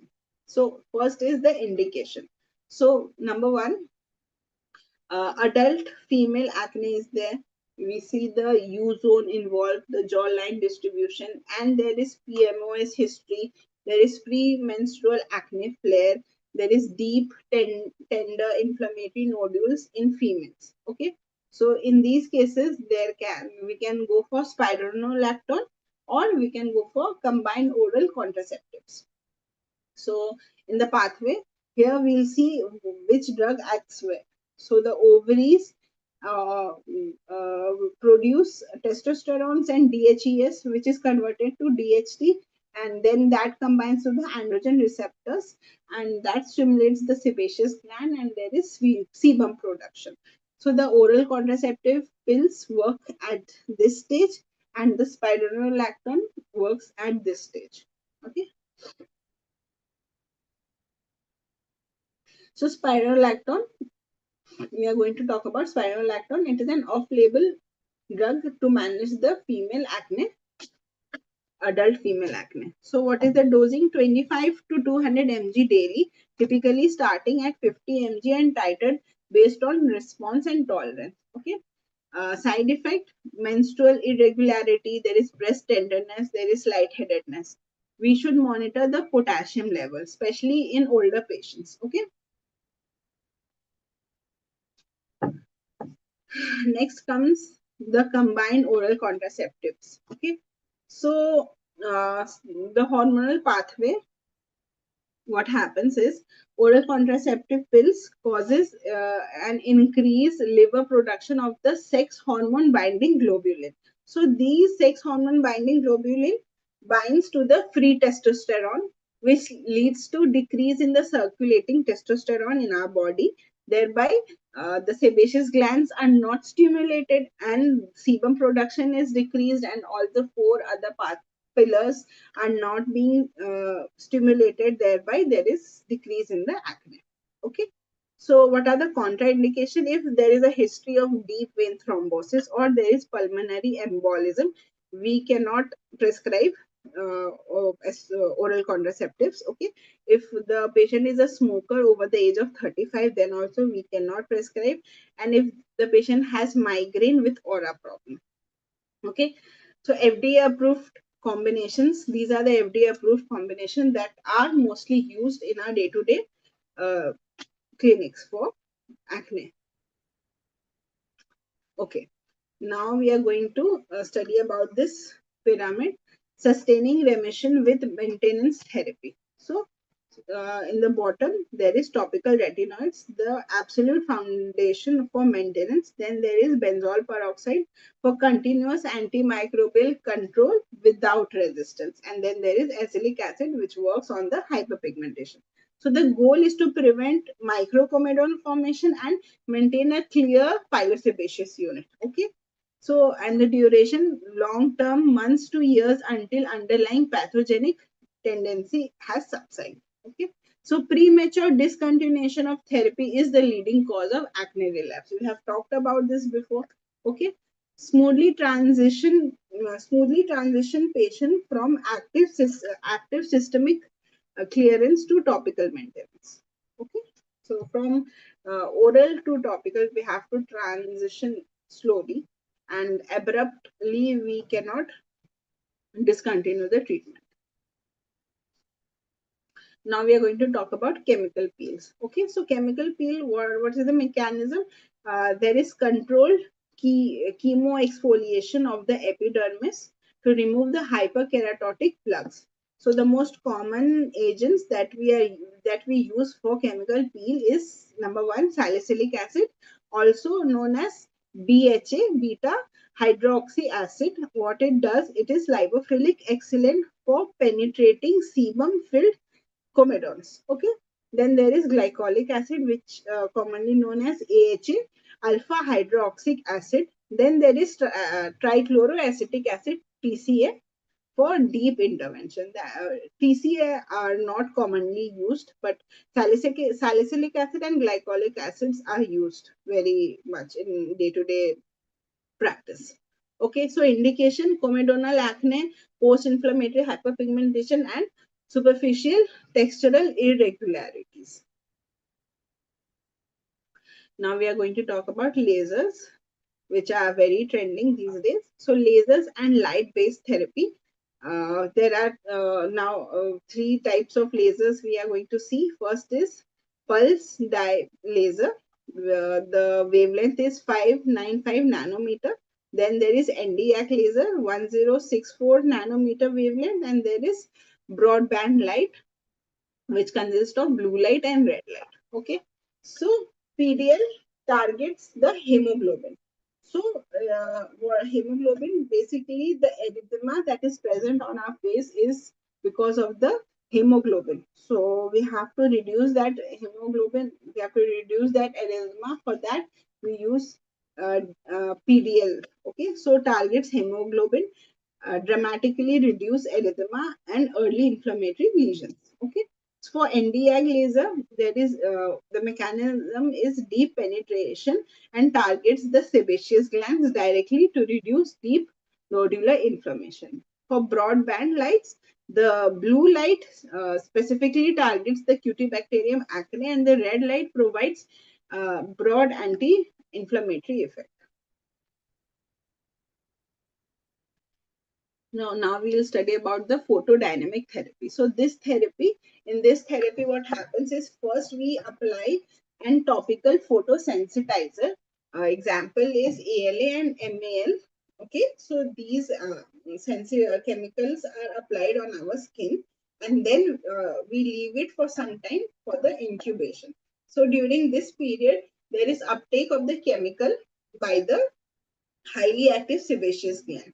So, because the uptake has been done, now we do the activation. So, activation is done by a specific light source blue light or red light, which creates cytotoxic reactive oxygen species ROS that physically destroys the Cutibacterium acne and damage the sebaceous gland. So when is this indicated? In severe acne, patient who do not tolerate isotretinoin. Okay, we usually go for PDT. Okay, and what is the limitation? The limitation is it is painful, it is expensive, and has a downtime, in like severe downtime. So what is downtime? So during downtime, you have to do strict photoprotection for 1 week or maybe 10 days. You cannot uh, you have to be very cautious whenever you're going out. You have to wear proper sunscreen, do and wear your umbrella, take your umbrella, cover your face. You cannot use any active ingredient at those times. You have to use a gentle cleanser and you have to use moisturizer 3 to 4 times so that the skin barrier can be maintained and healing process is faster. Now we are going to talk about microneedling. Okay, so microneedling, the mechanism is in the mechanism we create thousands of controlled micro injuries to the epidermis as well as the dermis. So the injury is done till the dermis. So this triggers the natural wound healing cascade of our body. Okay, so what happens? It stimulates fibroblasts to produce new collagen and elastin arrays. Okay, so mechanically breaks down tethered fibrotic scar tissue. So we have to talk about the fibrotic tissues, tethered scar, which we see in the tethered scar. We'll talk about it. Okay. So what are the indications? So if the patient comes with atrophic acne scar, specifically rolling and box scar, we'll talk about the types of scar later. So in those cases, microneedling is indicated, and for overall skin texture refinement. So here's a picture, pre-treatment and post-treatment. This result is not seen in one setting. We have to go for multiple 5 to 6 sit-ins, 8 sessions, depending on the depth of scar. Okay, and this is not a monotherapy. We have to combine this therapy with other therapies to get better results and faster. So this is an combination and algorithm which has been created. So there are 3 types of scars: ice pick scar, rolling scar, and box scar. For all the 3 scars, the algorithm is different. Okay. So ice pick scar, we go for trichloroacetic acid cross with fractional laser resurfacing. Okay. For rolling scar, we go for subcision to release the tethering fibrotic bands. And with that, we combine it with dermal fillers, okay, for immediate wall. Or we can go for microneedling with PRP. Okay, for box scar, we go for fractional laser with deep chemical peeling. Okay, combining complementary procedures in a single session or systematically alternating them yields vastly superior outcome compared to therapy. That is why in acne we go for combination therapy for good results. Okay, now we are going to talk about scar and its management. Okay,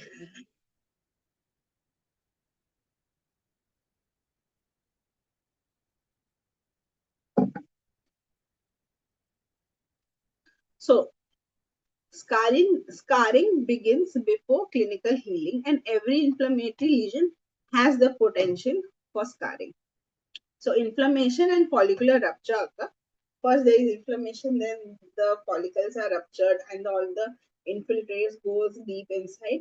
So two things can happen. Either there is collagen degradation or there is excessive collagen deposition. When there is excessive collagen deposition, there is hypertrophic scar formation. And when there is collagen destruction, there is atrophic scar formation. Here in the image, we can see um, there is an atrophy on the skin surface, and here there is an hypertrophy on the skin surface. What are the mediators? Interleukin 1 beta, TNF alpha, matrix metalloproteinases, MMPs, and TGF beta. So the pathway is excessive inflammation is there, MMP activation is there, and there is imbalance between destruction and repair. So the risk factor wheel. First, patient and genetics, male, sex, family history. We have to look for family history uh, for scars. Okay. Then there is behavior trigger.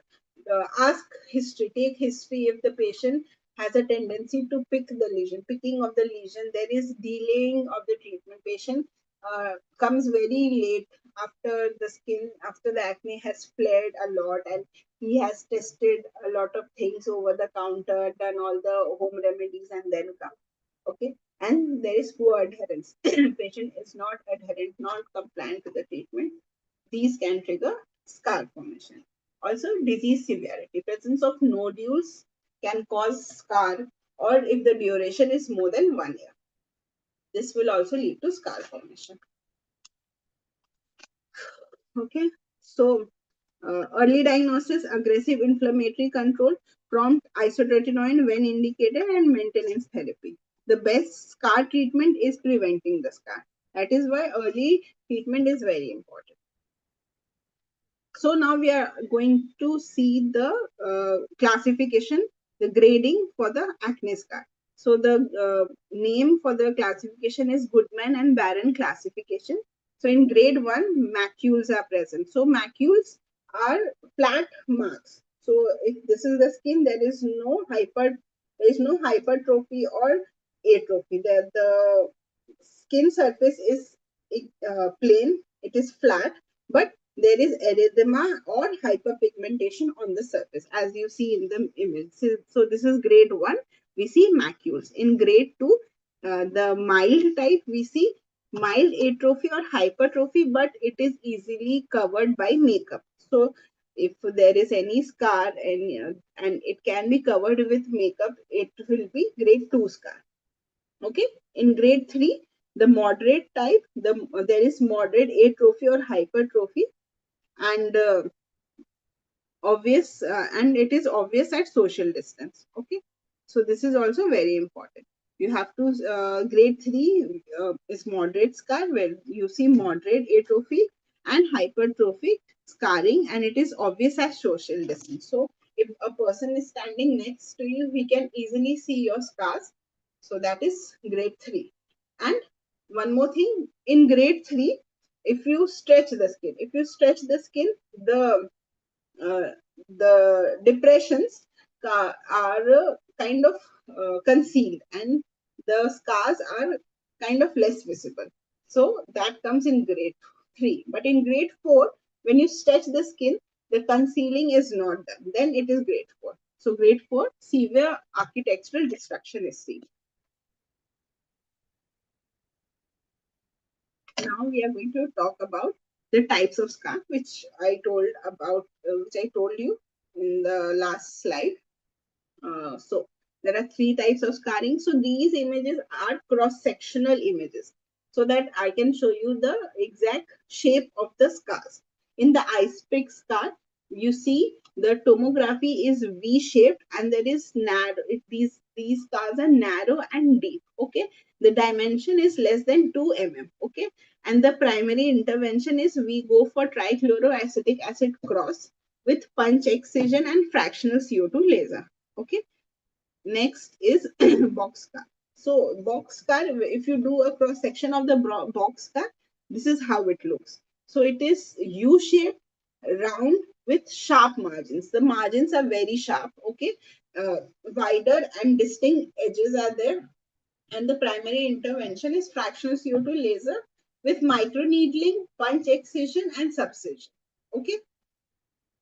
For rolling scars, we have to in the rolling scar we have to see the tomography, which is undulated border. So for rolling scar, I'll tell you to imagine waves. If waves are there on your skin surface, the edges are not defined. It's not like box scars.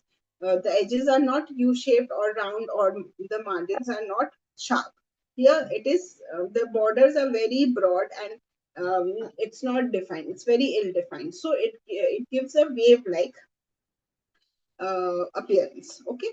So here there is threatening. So I was talking about threatening. So threatened scar are depressed scars. So these, if this is your skin, it is depressed, like something is pulling down. So depressed scar that is bound by the underlying tissue. Okay, so bound by the underlying tissue by fibrotic bands. So there are fibrotic bands that is pulling the skin down. Okay, these bands pull the skin surface downwards. Okay, so tethering is seen in rolling scar, and that is why subcision is done to release those tethering, and so that the skin which is pulled down can come up to the surface, and then we can use fillers or microneedling to fill the depth.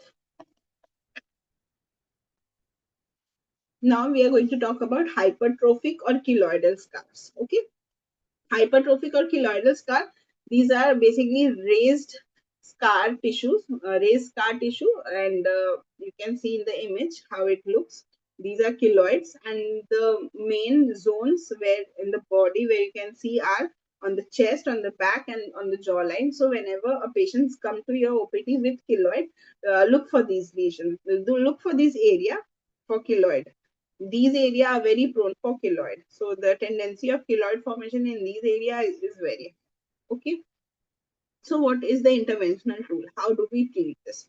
First, we go for intralesional triamcinolone. Triamcinolone is an steroid which we use intralesionally. We inject the triamcinolone on the keloid, and this causes reduction in the inflammation, and there is collagen synthesis, reduce inflammation and collagen synthesis. So collagen synthesis in hypertrophic scar, we read that there is excessive collagen synthesis. So by giving intralesional steroids, we reduce the collagen synthesis, thereby um, even outing the surface. We also give 5-fluorouracil. 5-fluorouracil is anti-neoplastic, anti-metabolite. Okay. We also use silicone gel application, and targeted lasers are also done. So for acne management in pregnancy and lactation. So this is very, very, very important. Please always take history for pregnancy and lactation before prescribing acne treatment. So safe, what are the safe therapies that can be given during lactation and pregnancy? Benzoyl peroxide can be given, azelaic acid can be given, and topical clindamycin can be given. What should be avoided, strictly avoided? Isotretinoin, tazarotene, oral tetracyclines, and spironolactones. Okay, so now we are going to talk about the resistant acne. Okay, so why acne, resistant acne occurs? So the etiology, underlying etiology is poor adherence. First, it is poor adherence. Patient is not compliant to the treatment. There is incorrect diagnosis. If the diagnosis is wrongly done, then also there can be resistance. If there is an hormonal disorder, then there can be resistance.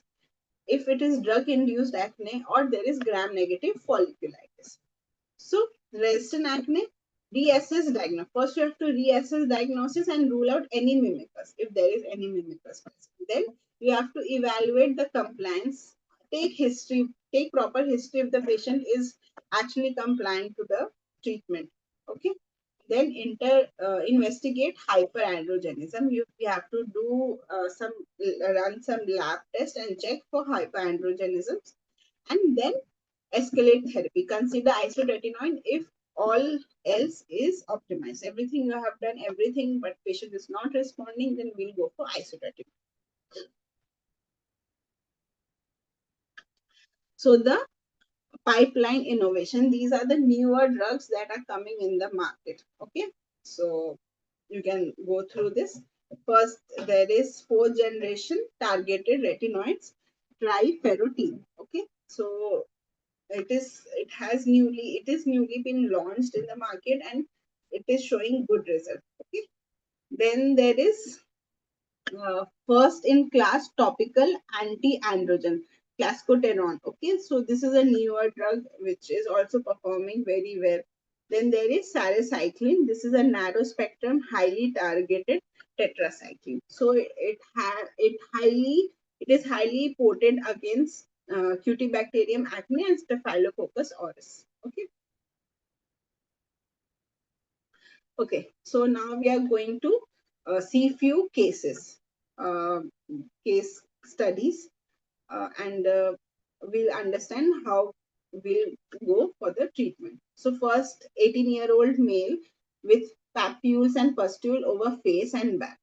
So here the challenge is moderate inflammatory load. So interventional plan, we go for adapalene as well with benzol peroxide. We can go for oral doxycycline 100 mg per day, and we have to follow up at 3 months for maintenance retinoid transition. Okay.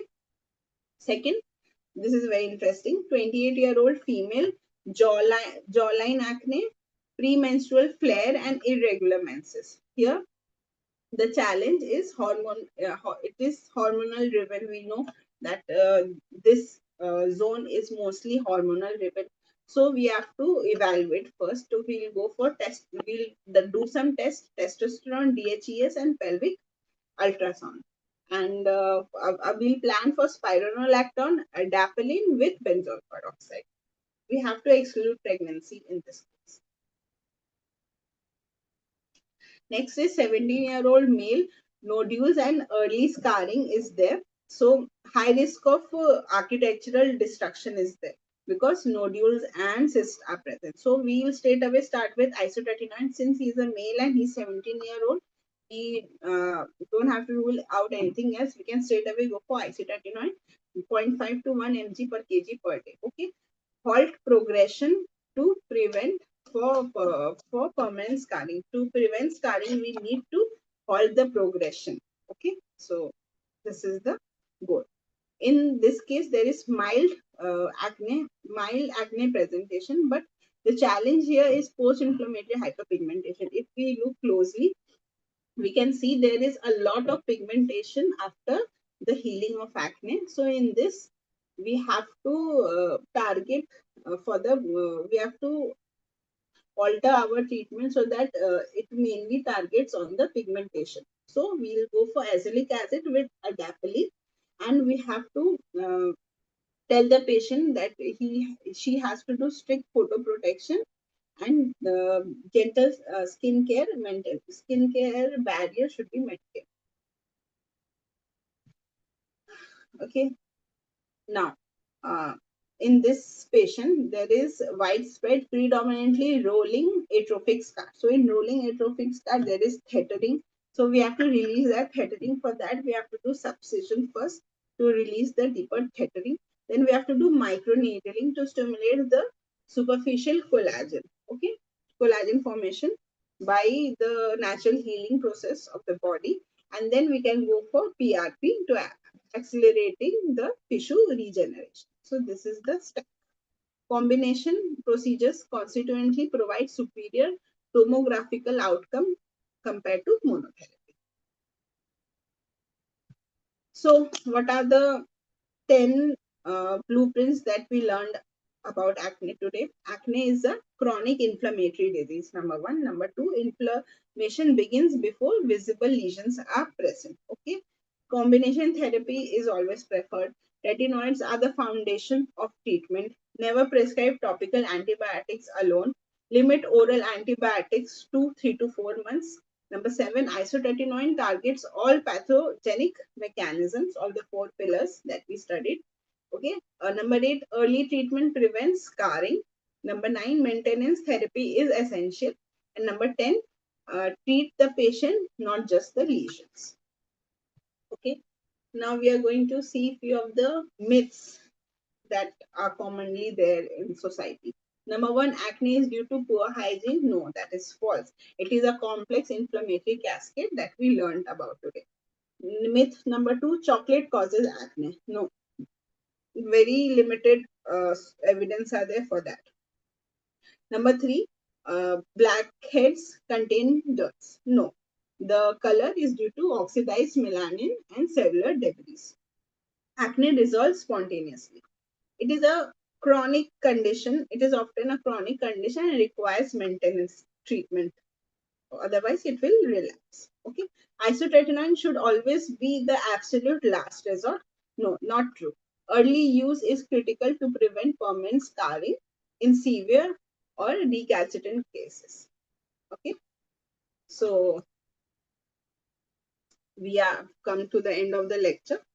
I hope you got to learn something about acne today.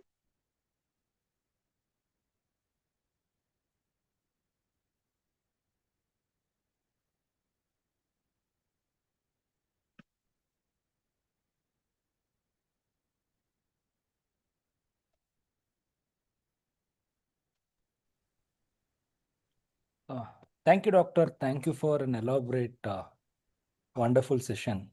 I think Thank there you. are a couple of queries you can address. It's in the chat box. Yeah. Hmm.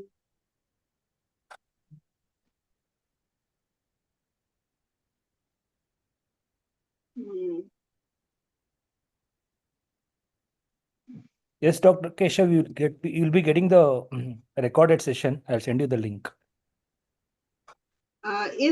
For one question is there, is laser therapy helpful to treat comedons? Not really. For comedons, we go for retinoids. We can go for topical retinoids so that the comedons can be cleared with that. We don't really need laser for comedons. Okay. How long can Benzac AC 5% can be used in clear gel treatment? So benzol peroxide can be used for long term. There is no resistance, and you can use it. But for using it, if you have back acne or chest acne or face acne, you first have to apply and leave it for 10 to 15 minutes, and then take a bath. And that is very effective, and it also helps with body odor as well. Okay.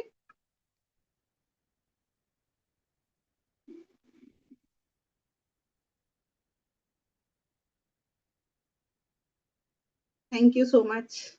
I don't think there are any other Query. questions. Thank you. Thank you, doctor. Thank you so much. Thank you. Thank you. I think we can end the session.